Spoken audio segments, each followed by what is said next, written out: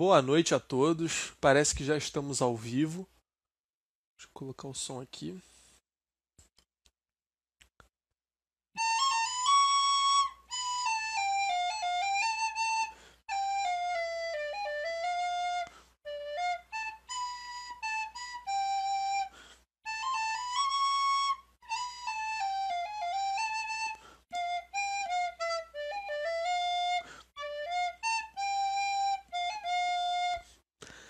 É isso aí, galera. Hoje é a intro tocada num instrumento diferente.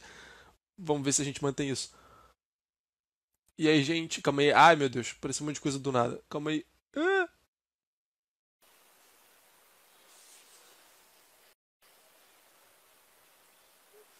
Adicionar o Marcelo aqui. E aí? Beleza? Tudo ótimo, a princípio. Deixa E eu aumentar o contigo aí? brilho do meu. Tudo bem? E Tá! você? Tudo tranquilo. Eu tava editando o vídeo do Platão, de que eu te Platãozinho? falei mais cedo. Nossa, Eu tô tô cansado. escuro, cara. Pra mim está normal, cara. Então vai. Eu acho que é o brilho do meu celular. Mas eu É, tem também tô uma fonte de cansado. luz ali à direita, É o meu parece. abajur. Tipo, tá vindo um raio assim na tua cara. Não sei se isso pode estar influenciando aí. Ai, E aí, qual que é a pegar o livro. bebida de hoje aí, Marcelo? Água. Enquanto você não voltar, enquanto você não voltar com a cerveja, eu continuo no iogurte. Eu acho que. Acho não. Na próxima live eu posso tomar cerveja. Porque o projeto Então é acaba isso aí. quarta-feira. Boa. Inclusive, seu projeto tem muito a ver com o que a gente vai falar aqui hoje, né? É O verdade, tema do nosso verdade. capítulo. Sem dúvida. Sobretudo com o Bem, finalzinho ali dele. com certeza. Bem, pra quem tá, não sei, pra quem não sabe o que a gente tá fazendo por algum motivo, né?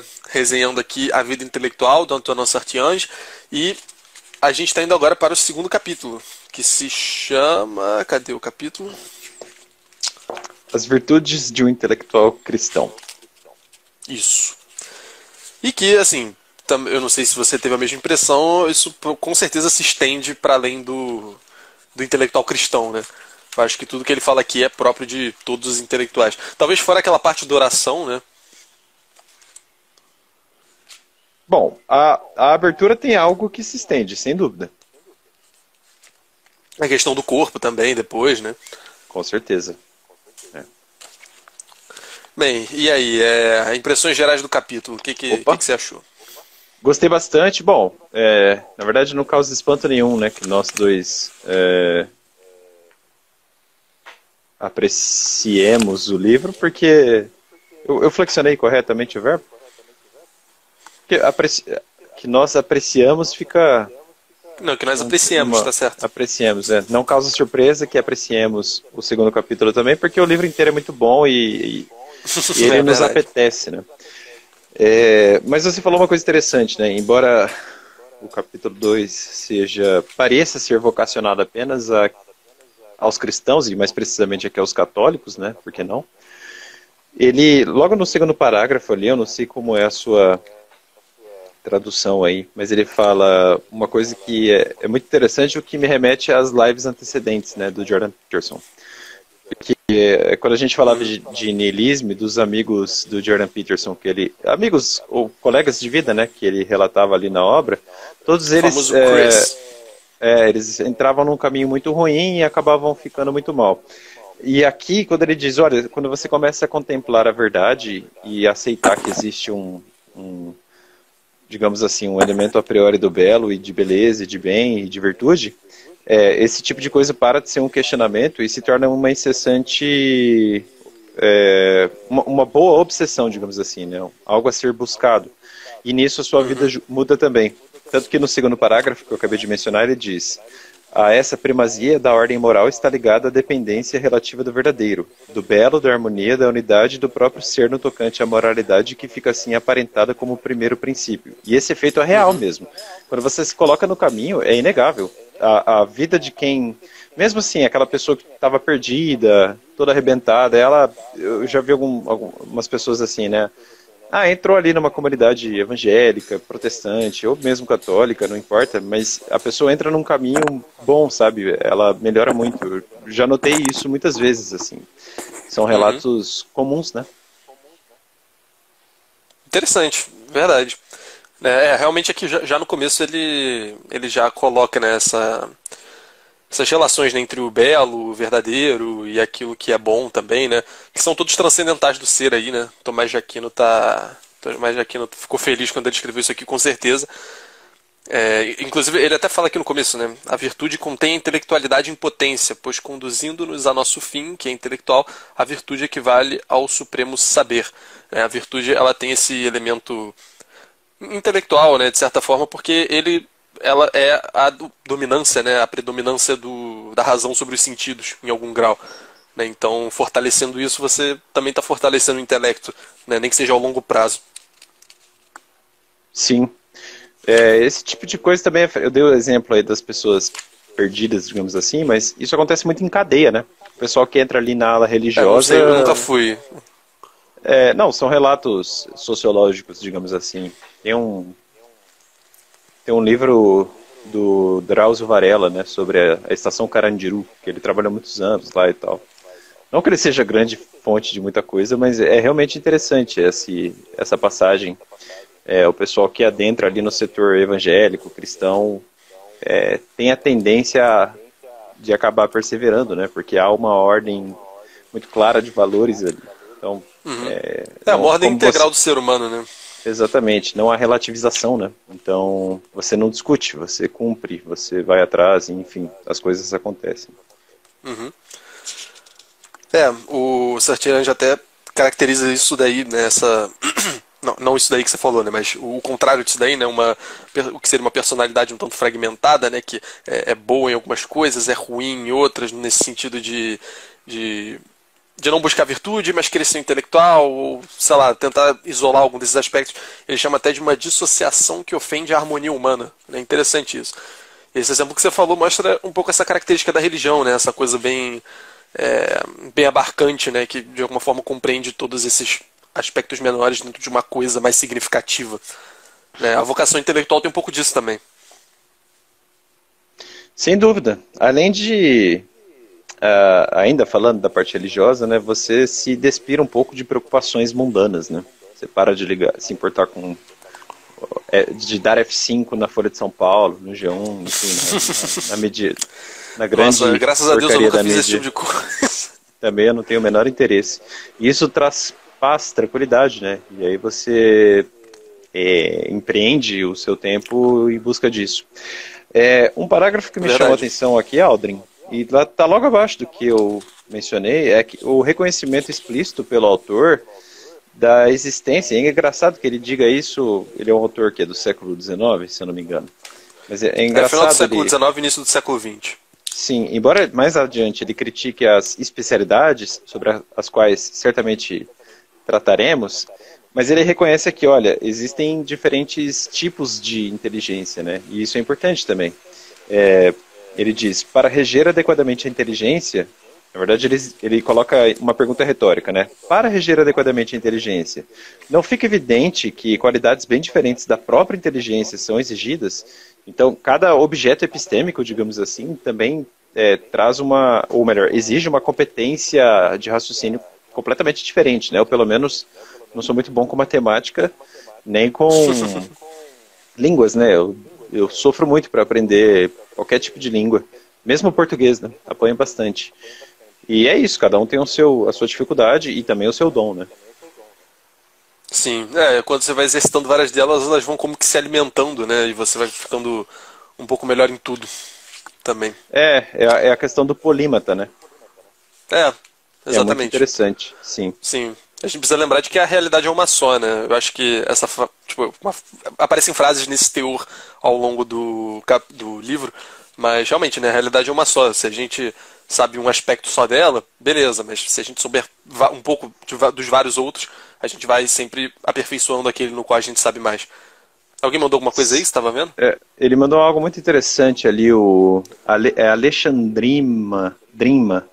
Ele falou, a verdadeira tranquilidade é alcançada quando se desinstala o Twitter. É verdade, o Twitter é uma loucura. Esses dias eu entrei lá e, meu Deus, já quis ir pro hospício já. Não, graças a Deus eu não mexo direito no Twitter. Tu também, nem. Nunca dei bola, nem tenho.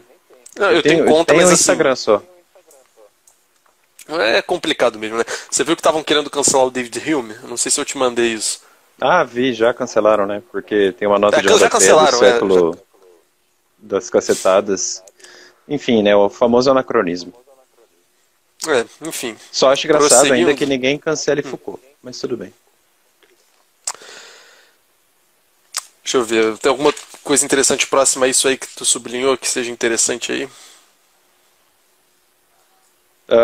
Nessa página não, aqui eu já veria a página. Uhum. Então, Bom, tranquilo também. eu tenho um ponto aqui, se você quiser que eu introduza, mas eu À vontade, à quero. vontade. Me chamou a atenção aqui ele usa uma expressão, eu traduzi para a verdade sempre prevalece, né? Algo que, qual é pior, Twitter ou TikTok? Não O trabalho sei, cara. intelectual falou, Twitter é a nova arena de gladiadores da atualidade. Sem dúvida, né? Uma loucura sem fim. Mas ali Mas eu colocou uma frase que tem lá pra frente do capítulo ainda, que é: não haveria alguma coisa de chocante em ver uma grande descoberta feita por um canalha. É bem interessante isso. A gente vai falar disso mais daqui a pouco, provavelmente. Sim. Mas ele coloca, as palavras que ele usa são força da lógica, ou melhor, força lógica. Já eu leio o parágrafo, mas eu resumi tudo para a verdade sempre prevalece. Isso diz muito sobre aquela pessoa que insiste em uma bandeira ideológica. Ela passa a ver o mundo segundo vamos colocar assim, segundo os óculos kantianos, né? Coloca o óculos verde e tudo fica verde, né? Então o libertário quer enxergar o mundo sempre segundo uma opressão estatal. O comunista quer enxergar o mundo sempre do ponto de vista de um igualitarismo material absoluto. O capitalista fanfarrão, digamos assim, ele quer santificar o capitalismo de especulação. A feminista quer enxergar em tudo e absolutamente tudo relações patriarcais ou de gênero, e assim por diante. O capítulo segundo, Vitória. É o capítulo 2º. E aí esse tipo de enredo tende a trazer algumas contradições internas, né? Porque as coisas vão sucedendo e você vai percebendo que o mundo, na verdade, é muito mais complexo, né? O tecido político é complexo, mesmo o Estado, né, diante do libertário, é uma coisa muito complexa, né? O Covid esteve aí para provar que... E aí, né, o que a gente vai fazer? Vai deixar a galera sem nada? Como é que faz? Mas ele diz complicado. Assim, é muito complicado. E aí ele fala assim, se o caráter chega a perecer... eu ia falar isso agora. Manda.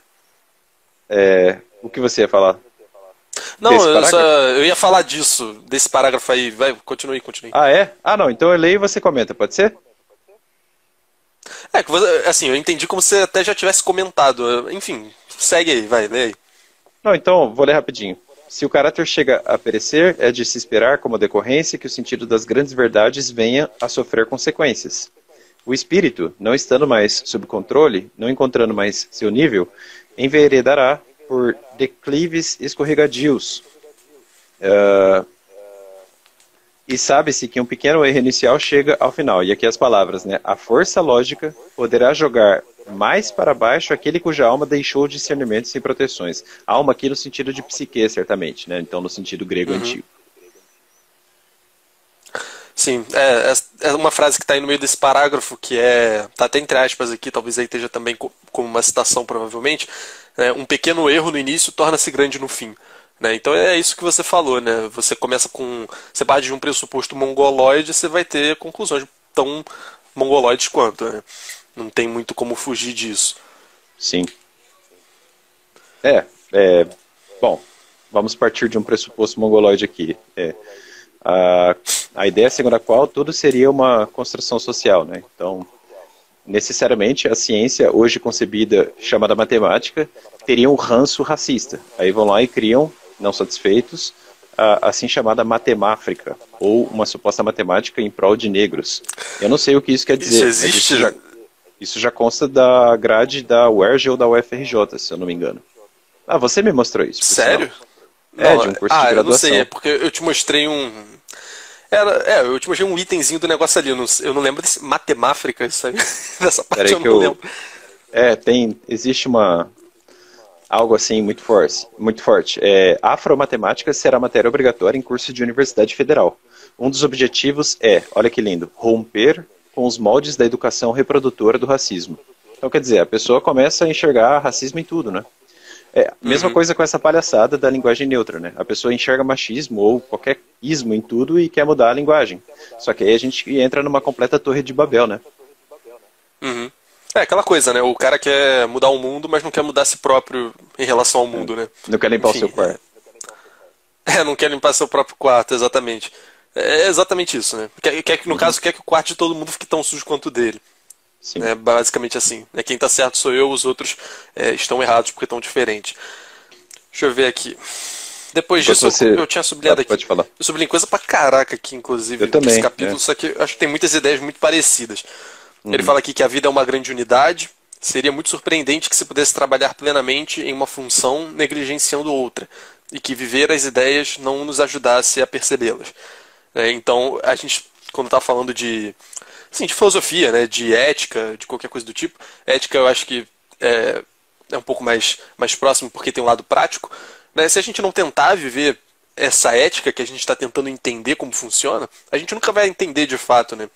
Então assim, independente do que você acha aí da posição ética que você coloque, se você não segue isso, você deveria ficar com um pé atrás, assim, né?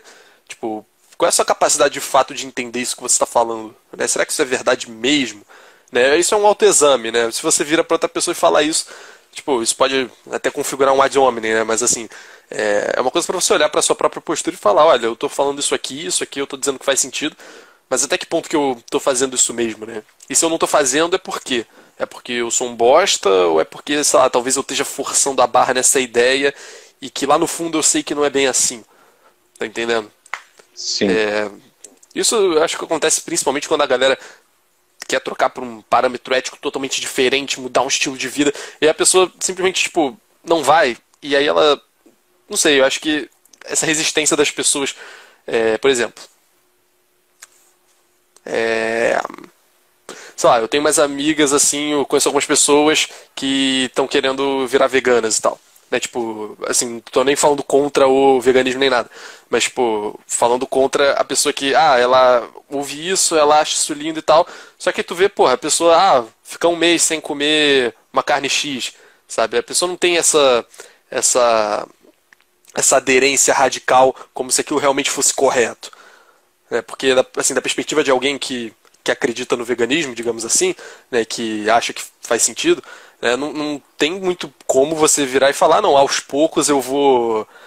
Sabe, tipo, não dá pra se aderir parcialmente a um negócio desse. Tipo, você tá falando de matar animais e assim, porra, tô matando coisas que não deveriam ser mortas, né? Tipo, eu não posso abrir mão, tipo, eu não posso abraçar isso aos poucos, né? Eu tenho de realmente tentar ser meio radical nisso. As pessoas têm uma resistência em relação a esse tipo de mudança. Talvez lá no fundo elas sintam que isso não tá certo e, sei lá, tem uma força externa que quer que elas sigam aquilo e elas, no fundo, não querem. Não sei, eu vejo um pouco dessa forma. Força lógica. É a verdade prevalecendo, né? É a brutalidade ôntica enlaçando todo mundo, né? Não tem como fugir da realidade. Esse parágrafo que você leu me fez pensar de novo, né? Na figura do polímata. E também no problema Gente, só uma coisa, quando manda texto muito grande, ele às vezes nem cabe no negócio. Então, tipo, o negócio passa, não dá nem pra ver. O Alexandre falou que esse negócio de matemática africana parece ter sido criado por alguém do curso de estudos africanos. Sim, existe um curso universitário disso no Brasil. Não. Estudos africanos, tudo bem. O problema é você melar de ideologia uma ciência causal explicativa, por exemplo. O que não faz o menor sentido, né? Pois é. Esse é estudos africanos, igual, sei lá, estudo de religiosidades. Tudo bem, seja feliz, né? O problema é você fazer uma contaminação ideológica das ciências, né? Sobretudo matemática, enfim, só o fato de falarem disso na matemática já soa muito estranho. Né? E claramente, assim, tem alguma coisa errada nisso. Tem e vai piorar. Então, você estava lendo, eu te interrompi, foi mal. Não, sem problemas. Sobre o problema do especialista, né? Eu me lembro quando o Bolsonaro foi eleito e aí ele se reuniu ali com alguém, acho que o Magno Malta, e fez um Pai Nosso. Ele rezou um Pai Nosso. Aí a Mira Leitão fez um texto assim, não, porque desse jeito ele rompe a saudável barreira do Estado com a igreja e não sei o quê. E aí Sério isso? Sério que e ela falou isso? alguma coisa nesse sentido. E aí eles ouviram especialistas em Estado laico. Eu fiquei tentando entender, né, o que é um especialista em Estado laico. E isso é muito comum, né, nesse tipo de matéria lacradora, assim. Quer dizer, o cara não pode rezar uma porra de um Pai Nosso, né? Então, Uma porra no. ficou estranho do jeito que eu falei, mas às vezes o palavrão Não, pelo menos sim, expressa a verdade e defende com mais eloquência, né? E aí ele fala qual que é o problema dos especialistas, né? E ele dá o exemplo do âmbito médico. Olha só, não se surpreendam se esse médico, ele fala de um oftalmo, né? O que seria um oculista aqui na linguagem do livro. Um bom oftalmologista deveria olhar não só os seus próprios olhos, mas como ele diz ali, cada víscera, né, do seu corpo. E aí, não se surpreendam se esse médico especializado num único órgão já se põe a interrogá-los sobre sua virtude, né? Talvez a ingerência médica tenha de ser muito maior, né? E a gente está especializando sempre mais e mais. Isso acontece no direito, né? Sim. Eu me lembro quando eu estive cogitando a vaga no mestrado, mas eu vejo aqui que você escreveu mais sobre processo. Você quer entrar no âmbito civilista? E aí eu pensava, mas isso me impede de estudar direito civil, bioética, né? Por quê? Né? Por que é um mundo fechado? Não faz o menor sentido, né? Enfim. Não, realmente. Essa analogia da medicina é incrível, né? Porque, querendo ou não, e eu acho que o Sartiens vai falar disso também ainda um pouco depois, vai mencionar algumas vezes, querendo ou não, a nossa alma ela está usando constantemente recursos do corpo para poder fazer essa... para poder processar o pensamento e para poder armazenar memória, né? Tem várias dessas questões aí envolvidas, né? Então, assim, não dá para você achar que o corpo, como a gente falou no outro vídeo, né? Na outra live, não dá para você achar que você é só uma alma e que vai conseguir só a partir das operações da alma cruamente consideradas alcançar alguma coisa, né? Você tem de usar do corpo, então, e como o corpo também é um todo ordenado, né? Se você prejudica uma parte, você prejudica o todo. Então não tem essa de não querer fomentar certas virtudes, não ter preocupação com o corpo, em questão de saúde também, porque simplesmente não rola. Sim, perfeito. Sobre o problema da ideologia cegar, e assim, sobre o fato de a busca da verdade exigir certa depuração e certa honestidade intelectual, ninguém nega, e aqui eu faço uma autocrítica, né? Às vezes eu mesmo preciso... Não, pera lá, respira um pouco, escuta o outro lado, sabe? Então, o livro tem a nos ensinar, né? Ninguém aqui está se colocando como, o perfeitão, lindão. Todo mundo não, falho, com certeza, né? Com certeza. Eu não Se sou a gente está nada lendo isso virtuoso. aqui agora é porque a gente tem muito a aprender com isso aqui. Sim. E a gente acha que vocês também têm, por isso que a gente está trazendo esse conteúdo. E Marcelo travou, rapaziada. Voltou? Foi só pra mim? Peraí, voltou. Não, às vezes eu me irrito muito. Voltou? Aí. Eu me irrito facilmente, às vezes eu falo, esse cara aí já quer vir com as asneiras e tal. Então eu preciso, sabe, um calm down, respira. E aí ele cita Tomás aqui, e pelo que eu entendi é o comentário de Tomás à física de Aristóteles, né? É o livro 7º da física. Ou melhor, a parte 7, livro 6, né? O trecho segundo o qual Tomás diz: o exercício das virtudes morais, virtudes pelas quais são refreadas as paixões, importa sobremaneira a aquisição da ciência. Então essa calmaria espiritual é muito importante para qualquer busca científica, digamos assim, né? E ciência aqui naquele linguajar tomista, né? Não o que a gente conhece hoje de blind review acadêmico. Antes de entrar nesse ponto aí da importância das virtudes para as ciências, inclusive, logo na página seguinte a essa daqui, em que está escrito isso que você falou, ele vai falando de vários vícios e dos problemas. Eu acho que é bem interessante a gente fazer essa enumeração depois. Antes de entrar nisso, ainda falando sobre a questão da especificidade do problema da ele fala uma hora né? aqui, sim, da especialidade que negligencia os outros aspectos. Ele menciona aqui, ele faz uma relação com o amor. Ele fala que o amor é o começo de tudo em nós, e esse ponto de partida comum do conhecimento e da prática não pode deixar de tornar solidários, em certa medida, os retos caminhos de um e da outra. Essa questão do amor, eu achei interessante porque o amor tem esse aspecto de agregar. Daí quando a gente fala de não ter um conhecimento especialista, no sentido pejorativo, o qual a gente já cansou de usar aqui, na live do Jordan Peterson a gente chegou a falar disso também, isso tem um certo elemento de agregamento. É agregamento ou agregação? Agregação. Creio que as duas Agregação, palavras existam, né? Eu acho. Quando você Pode fala, eu crer, jogo aqui. pode crer. Agregação, eu sei que existe. Enfim. Agregamento. Não, tem outra. agregação, sim, é verdade. Enfim, existe esse elemento de agregação, né, entre as áreas, entre os tipos de conhecimento. Existe. Então isso é uma questão de amor também. Né, se parar pra pensar, realmente é uma questão de amor. Sim. Tem até uma frase ali que é quase um mantra, né? A verdade vem aos que a amam, aos que se submetem a ela. Então você está sujeito a algo que o antecede, a algo acima de você. Calma aí, dessa frase ainda, Ok. teve uma frase interessante no último capítulo que a gente não mencionou, mas que é tipo uma das frases mais brabas que tem nesse livro, na minha opinião, que é de que a verdade só serve a seus escravos. E é exatamente nesse sentido que você falou. Né? É como se, pra verdade, é literalmente isso, né? Pra verdade se revelar pra você, você tem de estar disposto a aceitar a verdade. Você tem de se abrir primeiro. Né? Como Sim. se a verdade está sempre com a mão estendida, assim. Você precisa ir e pegar na mão da verdade. Sim. Ela não vai te agarrar. Né? Nessas verdades mais profundas, pelo menos, você precisa se abrir, você precisa estender a mão e aí ela segura na sua mão de volta. Né? Algo que acontece parecido com Deus, né? Essa relação Sim. de Deus com a verdade e tudo mais. Enfim, é uma relação muito parecida. Né?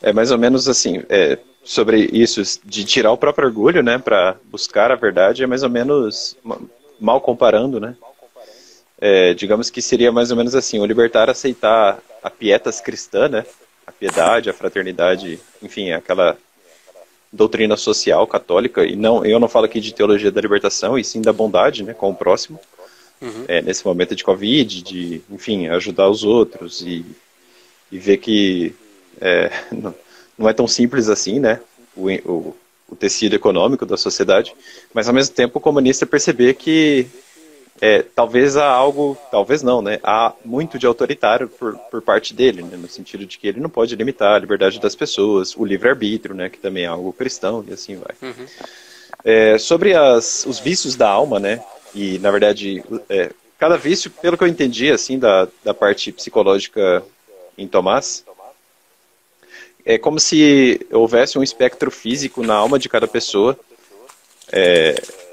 fixo, né, na verdade. Na alma. Eu digo na psique da gente, né, A alma se usa de elementos físicos. Sim, você fala de somatização, por exemplo? Não, eu digo assim, porque a gente tem o cérebro, né? A gente tem o cérebro. A alma está usando do cérebro para várias coisas. Tá, eu não sei nesse listar exatamente sentido. quais, mas... Não, mas o que eu quero dizer é o seguinte, pelo que eu entendi, existe quando eu falo um espectro fixo, é como se fosse um balanço de prós e contras harmonioso, um todo harmonioso, de virtudes, né, e de vícios. Então, uma pode equilibrar a outra, né, ou uma pode sanear a outra. Então, uma alma defeituosa tem alguns vícios. Então, a ira é um vício. Você equilibra isso com a ternura, e assim vai. E aí ele mostra como isso se dá... mais ou menos isso. Mais ou menos isso. Como isso se dá no saber, né? E ele fala, quais são os inimigos do saber, né? É engraçado, a própria inteligência é um inimigo do saber, porque seria uma cognição corrompida, né? A ideologia faz muito disso. A preguiça, obviamente, né? Algo que somatiza no físico, né? Digamos assim. A sensualidade, e aquele é interessante ele colocar a sensualidade aqui, né? Algo que enfraquece e entorpece o corpo, embaça a imaginação, estupidifica a inteligência e dispersa a memória. A gente pode citar aqui pornografia, né? Um problema seríssimo. Sim. Orgulho, e o orgulho está justamente nos ideólogos de plantão, que não aceitam, às vezes se despiram um pouco dos seus preconceitos, e eu não uso preconceito aqui no sentido lacrador, deu para entender. Na inveja, né, de não querer aprender às vezes com um colega que sabe muito e você tem muito a colher com ele. E a irritação, né, que é uma somatização assim daquele ódio, daquela repulsa que você tem a uma discussão, enfim. Algo que, de novo, serve para mim aqui como autocrítica, né, que eu preciso melhorar. E se você conseguir corrigir tudo isso, você atinge um estado de pureza do pensamento, né, exigida para a pureza da alma, né? Eis uma verdade geral que nada poderá abalar, que o neófito da ciência se deixe dela imbuir. Perfeito. Então ele fala da preguiça, da sensualidade, do orgulho, da inveja e da irritação, que talvez seja a ira, né? Não sei. Eu acho que é ira. Enfim, são pontos bem interessantes, porque aqui ele realmente está falando diretamente o que cada um desses vícios vai causar na vida de ruim para a sua vida intelectual, para a sua vida de estudo. Sim. E eu acho que desses, aquele do qual eu mais padeço é a preguiça, assim, disparado. Na minha tradução aqui, eu não lembro como está na sua, mas ele fala em forma de pergunta, né?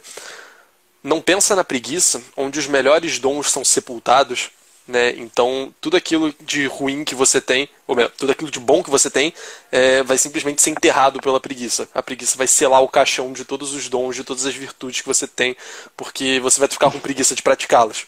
Qualquer atitude boa que você vai tentar fazer, simplesmente você não vai fazer, por causa da preguiça. Então é isso que eu tenho aí mais forte. Engraçado, você falou, o meu com certeza é irritação, né? Então você é o perfeito fleumático e eu sou o perfeito colérico. Pois é. Realmente. Na sua opinião, logo abaixo do asterisco ali, né, vem um parágrafo novo. Não sei se tem um asterisco aí na sua página. Pô, tem asterisco não. Não, bom, enfim. Quando ele fala assim, a metafísica mais segura de todas. Tá na mesma página. Eu sei onde ele fala, mas eu não sei. A gente falou da preguiça, orgulho, né? Desce 1, 2, é o terceiro parágrafo abaixo.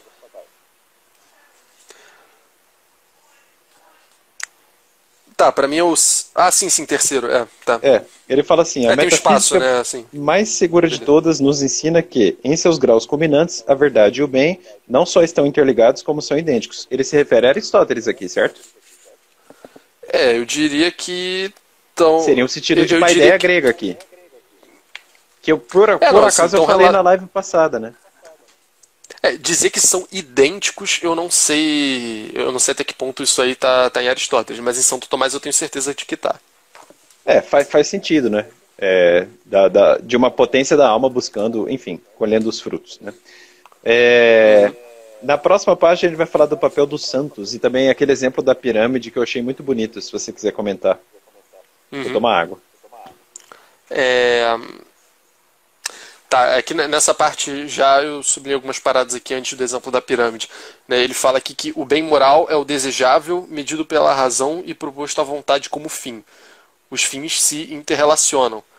Todos dependem de um fim último, e é este que se une à verdade e identifica-se com ela.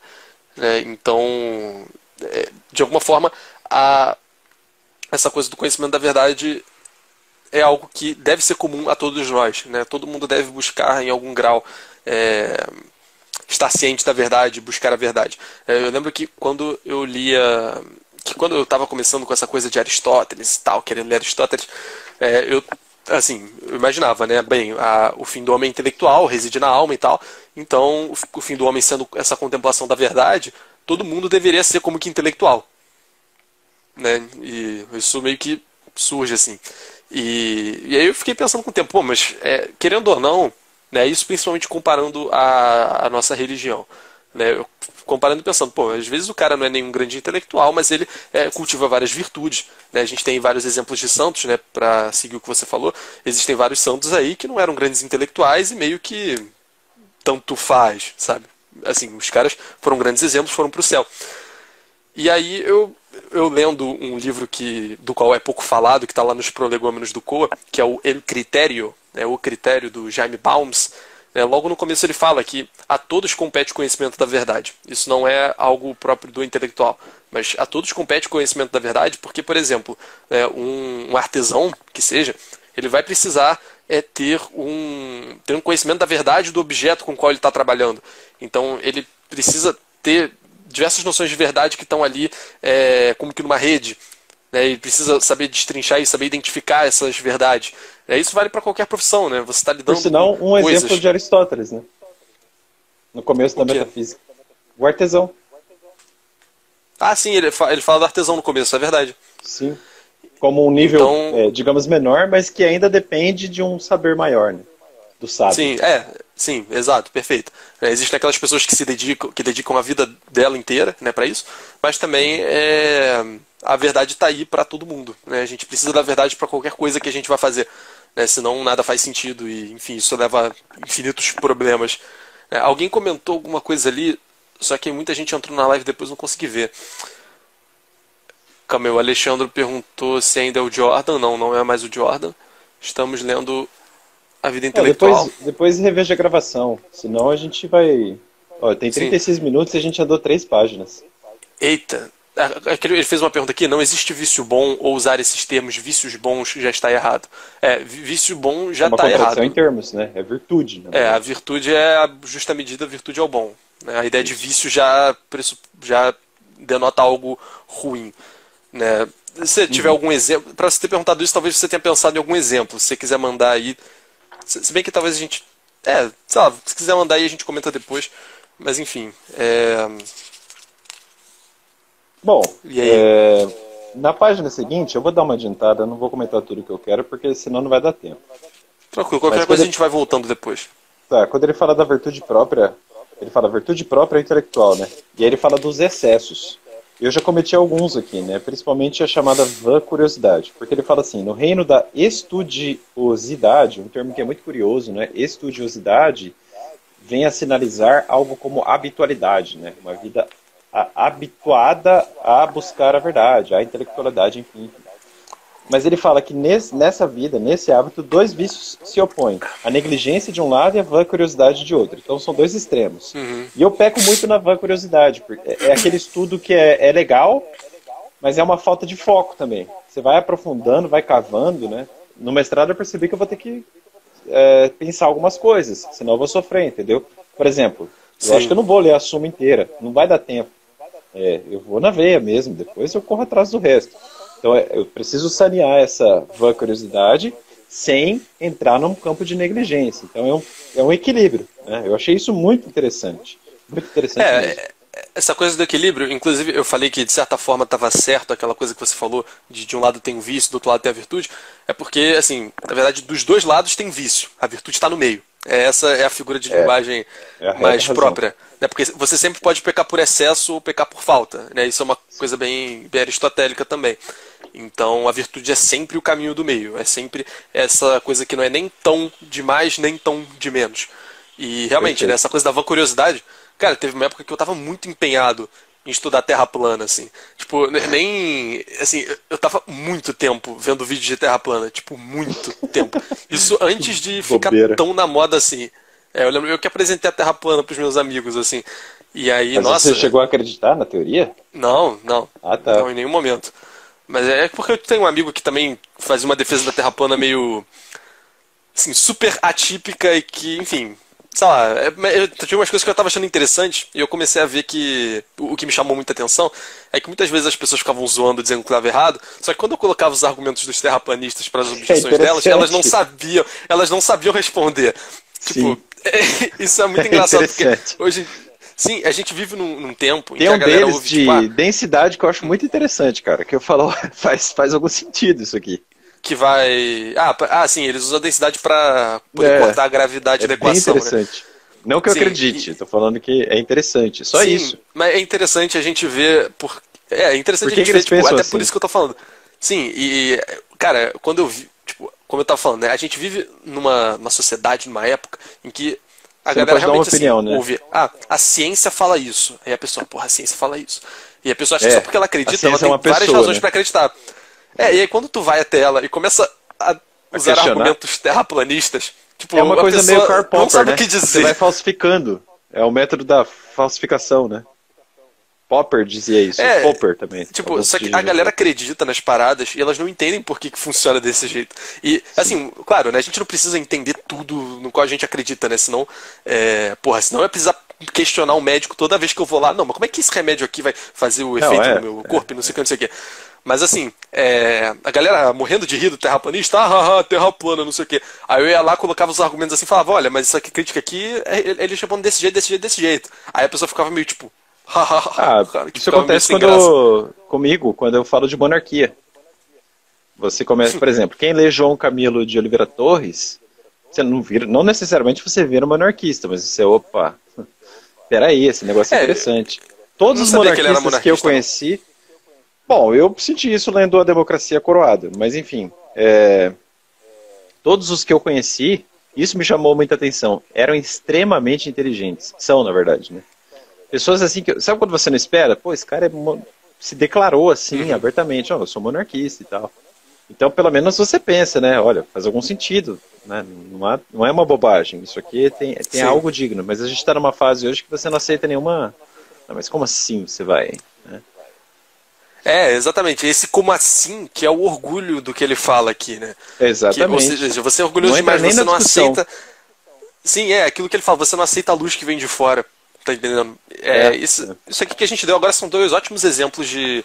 É uma coisa meio platônica da caverna, né? Eu odeio usar isso, mas realmente, você falou em luz, né? Aí não teve jeito. Cringe pra caralho. Sim, pois é.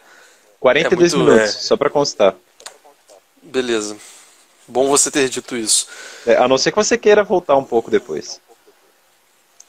Não, vamos indo aí. Tá. Me perdi onde a gente estava. Quer que eu retome? Sobre os extremos, né? Da negligência e da curiosidade. Daí ele fala também, olha, comece devagar e mantenha a humildade, né? Os que almejam ir mais alto do que suas forças, lhes permitem e se expõem ao erro. Os que estragam suas faculdades efetivas para adquirir outras ilusórias são igualmente curiosos no sentido antigo. É mais ou menos o túmulo dos curiosos lá que o Coa publicou, né? O cara quer partir de ente a essência de Tomás de Aquino, não consegue entender porque não sabe nada de Aristóteles, não sabe nada de metafísica, apanha, e aí o que ele faz? Ele parte para um Foucault, para uma coisa mais tranquila, mais light, né? Que não é tão light assim. Sim. E aí ele entende, ele acha que aquilo é filosofia, e como ele não entendeu o passado, ele, isso aí não presta mais, afinal de contas é algo do mundo antigo, não é? Exatamente, perfeito. Dois dos 17 conselhos de Santo Tomás em matéria de estudo são a eles dirigidos. Aqui vem em latim antes. Altiora tenet quaesieris. Não procures acima de teu alcance. Foi errado meu latim? Eu preciso começar o curso de latim. Não, de jeito nenhum. De jeito nenhum. Foi certo? Não foi certo não. Não foi certo não. Como seria? Altiora, não é? Altiora. Altiora tenequesieris. Tenequesieris. Eu não fiz nem a primeira aula do... que está acima de ti. Da escola clássica. Aí complica, né? Aí depois volo ut per rivulos. Non statim in mare eligas introire. Quero que decidas entrar no mar pelos regatos, não diretamente. Enfim, conselhos preciosos. Dá uma pulada aí, que senão a gente não vai acabar, cara. Tem muita coisa ainda. Mas logo depois disso tem algo também que já deve ter sido mencionado aqui algumas outras vezes, em outras lives e tal. Ele fala aqui que o sábio começa pelo começo e só dá um novo passo depois de assegurar-se do anterior. É por isso que os autodidatas têm tantos pontos fracos. Eu confundi essa citação com outra, mas tudo bem, depois eu emendo essa também. Mas é por isso que os autodidatas têm tantos pontos fracos. Ninguém pode começar pelo começo sozinho. Quando nos juntamos a um grupo que já vem caminhando, ele nos dá o resultado das etapas percorridas sem nos mostrar a trajetória correspondente. Então eu lembro que até o Jordan Peterson falou que a atitude mais prudente, né, a melhor coisa que você pode fazer é fazer o que os outros estão fazendo. Né? E quando está falando do sábio, é o cara que já dedicou a vida inteira a isso, e ele está num caminho, se você quer ser sábio também, você segue o caminho dele. Se for o caso de você vir a questionar depois, ver que está errado, isso aí depois. Bem depois. Você hoje em dia não é ninguém. Você hoje em dia é aprendiz, tá ligado? Você não está no lugar de questionar o sábio. Você está no lugar de pedir, sábio, me ajuda aqui. E aí você começa a andar com ele, ignorando os passos que ele percorreu antes, e aí depois talvez você venha a andar por aqueles passos de novo, né? Acho que é é interessante, isso me fez pensar no conservadorismo do Kirk. Ele fala algo mais ou menos assim, olha, se você vai fazer... Você está cheirando o livro? Cara, o cheiro desse tá muito bom. Mano, o cheiro das edições da Kirion são muito bons. É muito bom. Mas eu não sei se é o Kirk ou se é o Oakeshott. Mas é mais ou menos assim, olha, quando você vai reformar uma casa, você parte de técnicas que já foram concebidas historicamente, né? Ninguém vai inventar como subir um muro. Todo mundo vai pegar o pedreiro ali que já entende, já tem um curso de engenharia civil consolidado, enfim, ninguém vai Você quer resolver o problema, né? Exatamente, e o conservadorismo tem a ver com isso. E aí Kirk, tem. para quem quiser procurar, Russell Kirk, a política da prudência, se eu não me engano. Depois eu acho aqui. Mas enfim. Tem resenha no Resenha Forense, inclusive. Tem, em andamento. Mas assim, se é assim, né, nessas coisas, digamos, triviais da vida, por que não seria na política, né? Então a política, na verdade, seria a arte de gerir uma sociedade tão comparável quanto a de gerir um condomínio, né? Como se o governante fosse só um grande síndico. Se fosse assim, seria tão mais simples, né? Mas não. A gente tem que deixar tudo mais difícil e querer inventar tudo do zero. Pode crer. Pode crer. Aqui, logo depois, antes de entrar nesse terceiro momento do capítulo, ele fala que estudar tanto que se esqueça de si mesmo Eita cacete, calma aí. Ele fala que você não deve estudar tanto até ao ponto de você esquecer de si mesmo e que, de tão concentrado nos objetos de estudo, se negligencia o hóspede interior. Né? Ele fala que isso é um abuso, é uma trapaça. Supor que assim haverá mais progresso e que produzirá mais é achar que o riacho fluirá melhor se secarmos a fonte. Então, são essas atividades de fora que te dão a base, né, tanto espiritual, quanto moral, quanto talvez fisiológica até, em questão de energia e tal. É exatamente isso que te dá a base para que você possa seguir o estudo, né? A fonte, como ele falou. Eu sofro desse pecado, preciso melhorar. E isso tem mais ou menos a ver também com... Sabe aquele teólogo que é teólogo, mas que não reza, não ora? Enfim, é mais ou menos isso, né? O Vitor Salles falava disso esses dias numa live, né? Tem tanto católico por aí que é bom, teólogo, é o cacete, né? E às vezes eu sou parte dessa massa, mas, pô, tá faltando ir à missa, tá faltando rezar um terço, enfim. Não, com certeza, com certeza. Mais um pecado aqui que eu registro em mim. Eu realmente preciso melhorar aqui. Sim, tô tentando correr aqui, catar as paradas interessantes pra gente não perder muito tempo. Só 12 minutos. Parte 3, espírito de oração. Vamos lá. Falar sobre oração aí, rapidinho. Orazione vacare, non desinas. Latim de Tomás ali. Deu certo? Esse não é do Tomás, não. Esse é do Marcelo. Não, é Tomás. Não, tô brincando, pô. Porque tá ruim. Tá. Tô brincando. Entendi. Tá, mas óbvio que tá ruim. Eu ainda não comecei o curso. É verdade. Bem, ele fala aqui que todo estudo é um estudo da eternidade. Como a eternidade se identifica com Deus, toda vez que você vai se dirigir a ele, é uma forma de você se abrir a essa eternidade. Ele vai falar aqui no outro momento que é importante. Ele vai falar aqui que basta o espírito seguir seus impulsos, por um lado, e permanecer atento por outro, para que se estabeleça entre o objeto de estudo, entre o objeto de estudo particular e o da contemplação religiosa, um constante vai e vem que é de proveito para os dois. Então, a gente está estudando nosso objeto de estudo particular, a gente vai para a oração, a gente fica transitando de alguma forma. E isso é importante porque quando a gente faz isso, nós passamos do vestígio de Deus, ou de uma imagem de Deus, e aí a gente retorna com novas forças para seguir os rastros do divino. É mais ou menos isso que ele coloca aqui. Ou seja, você está na oração, você está contemplando a Deus diretamente, vamos colocar assim, na sua integridade, e aí quando você volta para o estudo, você está ali num momento de contemplação de um aspecto de Deus, de uma parte da verdade que se identifica com Deus. Então, em Deus num grau menor, está presente ali no seu estudo.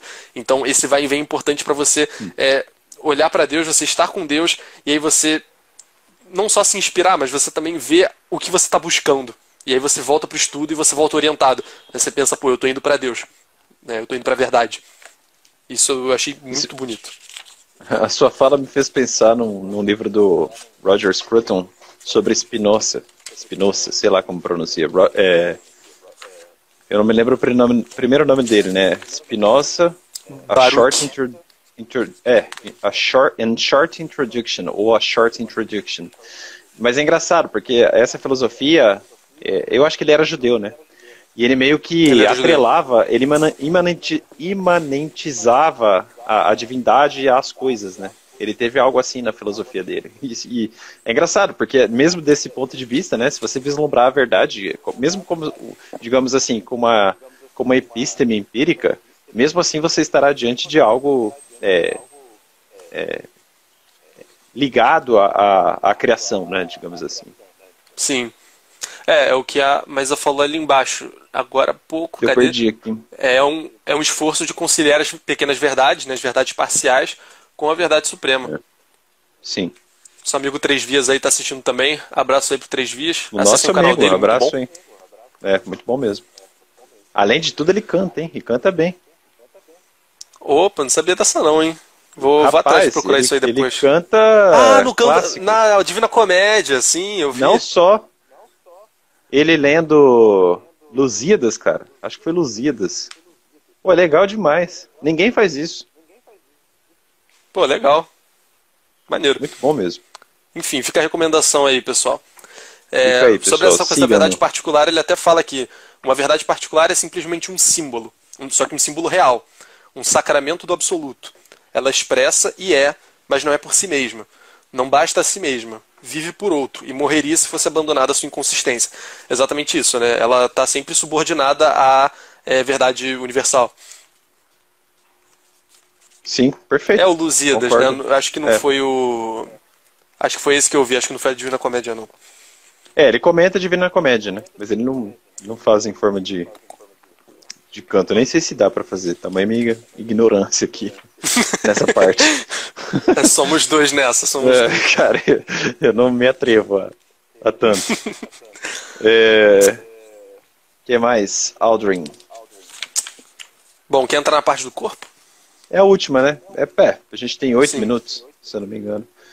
Bem, então ele adentra numa parte que é importante, que tem a ver com aquilo que vem sendo dito no... Aliás, aqui é um desabafo, cara. Eu até comentei contigo. Lá no... Lembra que tem 8 minutos, assim, cuidado pra não ficar desabafando dá tempo. 8. No Fundação Patriarcado, alguém lá falou de cuidar do corpo, frequentar academia, etc. Como isso é importante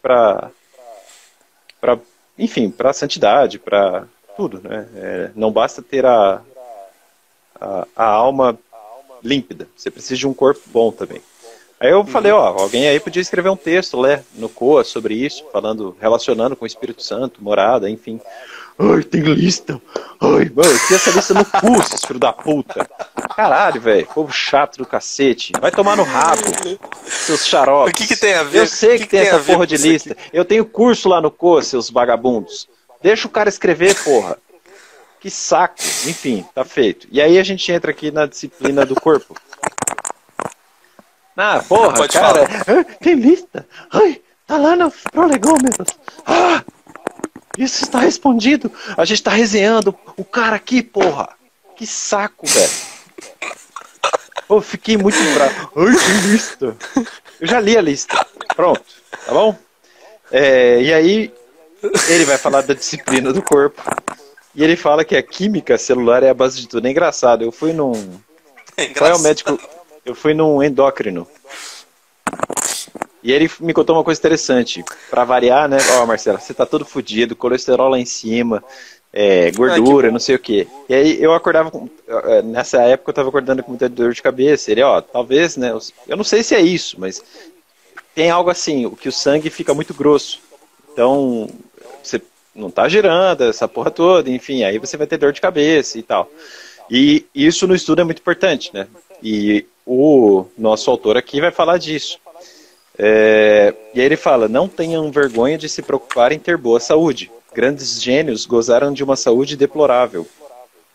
Estão certos, alunos dos gênios, de possuírem como eles vigor suficiente para sair em triunfo da luta permanente da alma contra a debilidade de sua carne? Comente aí um pouco, porque eu já fiz o Tá. desabafo. Não, assim, eu acho que é importante a gente entender, tem muito a ver com isso aí que você falou, que tem pessoas que são de alguma forma iluminadas e que vão brilhar de qualquer jeito. Né? Tem gente que Deus coloca ali naquele momento da história pensando, pô, esse cara aqui vai ter aquela função braba e sem a qual o Ocidente vai morrer e tudo será destruído e o anticristo voltará. Então, assim, essas pessoas vão dar certo de qualquer jeito, tá entendendo? Essas pessoas vão dar certo de qualquer jeito. Agora, você não sabe se você é esse cara. Né? Muito É provavelmente tipo não é, o Bill diga-se de Gates, passagem. né? O cara nasceu com o rabo pra lua. O cara é muito inteligente, enfim. Pois é. Pena que financia um monte de coisa ruim ao redor do mundo. É, Mas, sim, realmente. Né, tem alguns que nascem, como você falou, com o rabo virado pra lua. Você né? não sabe se é um desses. E, tipo, achar que você Ah, eu não sabe sou. Achar que você sabe, assim, é muita arrogância, né? Brincar com Deus, é brincar com a Completamente. verdade. Então, Sim. assim, faça o que você tem de fazer, né? Vai Uhum, atrás da sua saúde, vai atrás das suas virtudes e segue estudando. Né? Deus vai uhum. te chamar na hora que for pra chamar. Não acha que ele vai te dar tudo assim de graça e que pronto, acabou. Agora você é o cavaleiro do cristianismo e da verdade, enfim. Uhum.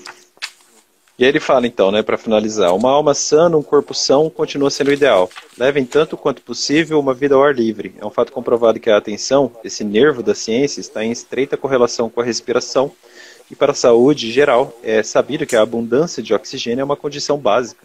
Janelas abertas ou entreabertas dia e noite, quando a prudência o permitir, sessões frequentes de respirações profundas, principalmente se combinadas com movimentos que as ampliem e as normalizem, passeios antes e depois do trabalho, ou até mesmo entremeados com ele de acordo com a tradição grega. Eis aí práticas excelentes. É importante trabalhar numa postura que libere os pulmões e não comprima as vísceras. Eu lembrei de você e do seu teatro aqui, né? E na nossa live do Sim, sim, Jordan. Sejam com certeza. cuidadosos com a alimentação. Comida leve, simples, moderada, quanto à quantidade e ao preparo, lhes permitirá uma prontidão maior e liberdade no trabalho. Esse recado é para mim, tá? Eu que encho o rabo de pizza com gorgonzola, bacon, frango, requeijão. Um pensador não passa sua vida em sessões de digestão. Eu passei muito tempo digerindo comida. Vigiem mais de perto ainda seu sono. Esse também vale para mim. Não invistam nele nem muito nem pouco, né? Muito torna pesados. O Aldrin acordando meio-dia aí sábado e mandando áudio depois. Pô, cara, que merda. Acordei meio-dia. Pô, cara, Não, meu não é dia vai ser uma meio-dia também. merda. Não é meio-dia, não. É, 2 da É 10 e tarde, né? meia. 10 e meia no máximo. 10 e meia no máximo. Enfim, não durma nem muito nem pouco, é o meio termo. Eu encerro aqui, cara. Minha fala, tá bom. Já xinguei o pessoal lá Sim. que fica Não é. falando da lista. Tá Cara, bom. pra ser sincero, eu queria fechar te pedindo pra falar um pouco mais a respeito de como tá sendo pra você intelectualmente esse período, né? Rapidinho, só assim, antes de eu concluir de fato minha participação e passar pro Marcelo, a Maísa colocou ali, né, que o que marca nesse capítulo é que tudo no intelectual deve ser o intelectual. E exatamente isso. Resume tudo que a Perfeito. gente falou aqui até agora. Agora, para quem não sabe, o Marcelo está fazendo um projeto no canal dele em que ele está passando 40 dias comendo coisas muito específicas, fazendo exercício, deixando de comer, fazer várias coisas, fazendo jejum, etc, etc.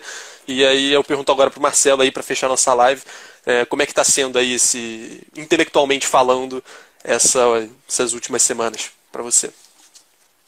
Eu vou deixar então, como a gente tem pouco tempo, a parte fisiológica eu vou comentar no vídeo. Vou falar direto da vida de estudo.